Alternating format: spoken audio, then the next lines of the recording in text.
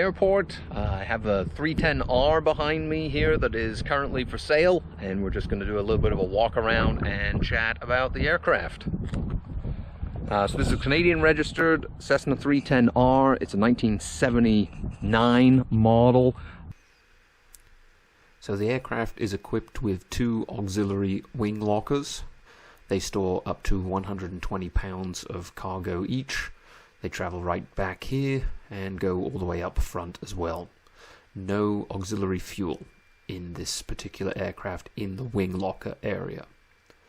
We do have the large auxiliary outboard tanks and then the main wing tanks themselves. That gives this model a total of 166 gallons of usable fuel.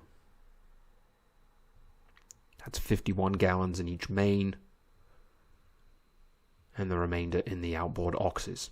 The wing boots are in rough shape with lots of patches. They do work, but they will need replacing in the near future. 3-blade constant speed propeller, and this aircraft's equipped with an IO 520 Continental, making 285 horsepower. The right engine has 1,205.9 hours on it currently, the right prop having 963.8 hours. Large baggage area at the front, currently locked, we'll come back to that later. Left prop is 724.9 hours, and the engine on this side is 504.7 and was overhauled in 2019. Lots of patches on this wing boot as well as we come around here, but overall the aircraft's in good shape. Landing lights are motor down out of the wings and they're all functional. In need of a wash, but in fairly good shape. This baggage area is locked. We have an emergency pilot side window. Tail boots are in much better shape. Tail on the 310 17 feet across here, so quite a large tail. And now let's go up and take a look inside. Aircraft. It doesn't have the VGs on it, so the VGs can obviously reduce your stalling speed. And these are models, some of them are available to have an increase in the gross takeoff weight when you have the VGs in. So VGs would be a nice mod. Okay, inside, leather interior, no AC in this one. Okay, just cabin ventilation, 6 seats. A little bit of damage on the 6 seats back here. But, you know, carpet's in good shape. Headliner's in good shape. Glass is pretty good. Again, it needs a wash. Winter's just over here. We've gone from winter to, it's like 27 degrees today and I'm melting. I'm definitely not used to this heat. It's a nice big baggage door.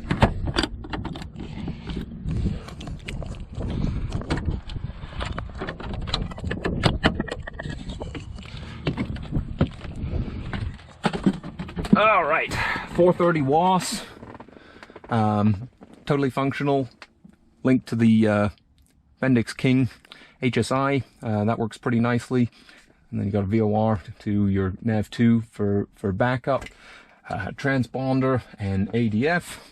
So nothing crazy fancy, but it's still there. Original autopilot. It will hold altitude and heading, and it will track nav from either the VOR sources or from the GPS. Struggles a bit in the chop and turbulence. Obviously that is an old autopilot. Again, a bit of a look at the interior. Okay, welcome inside the 310. So we'll go ahead and fire this up so you can hear what that's like. Close that window so you don't get too much wind noise. Alright, I'm going to bring the master on, bring all the mags on. That is a completely normal noise for the mixture controls, and they've all done that since the very first 310s. Bring on my alternators, bring up my throttles. Fuel valves are on. I'm going to watch. I'm going to prime start left engine first. Feeder on the brakes.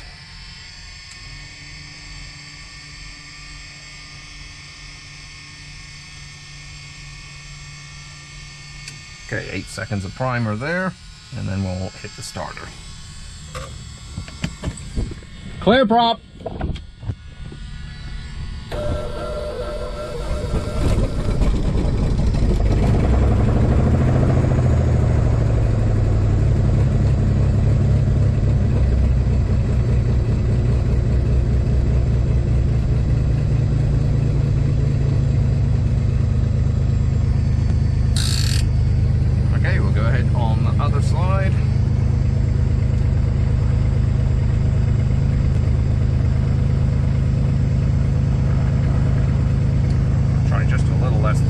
Start that one.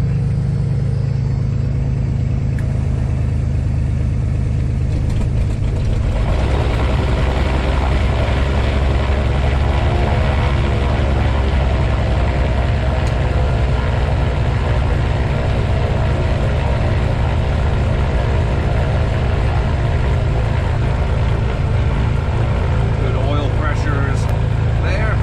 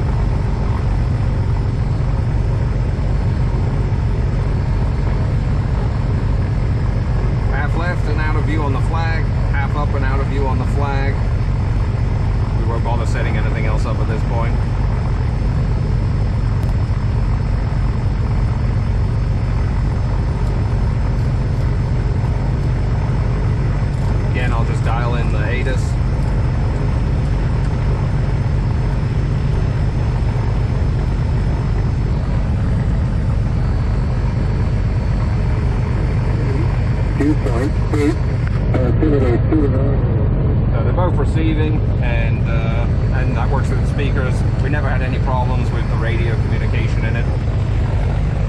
We do have suction a little high on the that side. I think we need an adjustment on the right.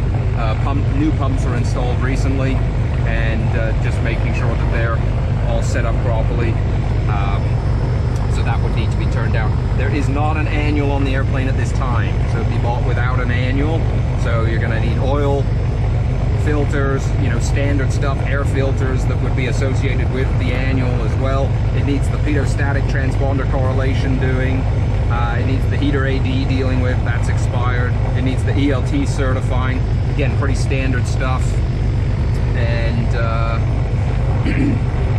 spark plugs were something I had noted as it needing in, you know, at the next oil change annual. It could be delayed a little bit if you don't want, but I wouldn't have a problem changing.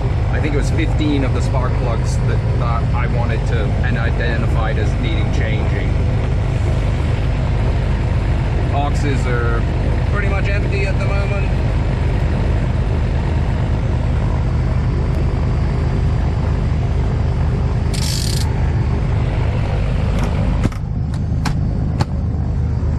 Get a little bit of airflow in here. Ooh, that's nice. It is seriously toasty today.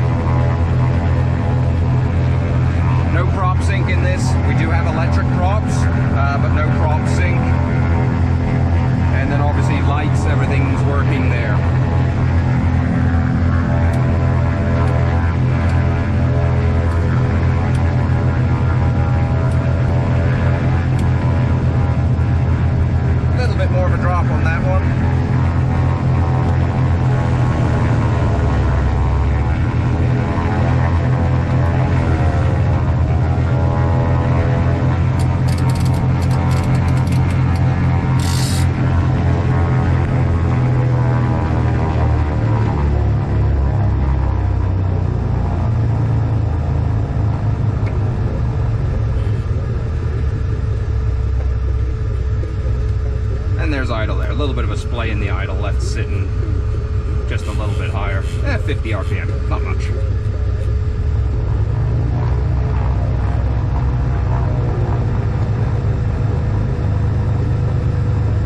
Hey, hopefully that helps some of you guys with what you're thinking for this.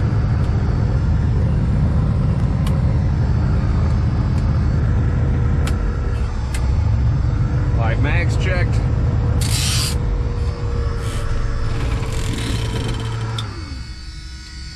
Mags off, masters and batteries off. Perfect. Let me know if you have any questions.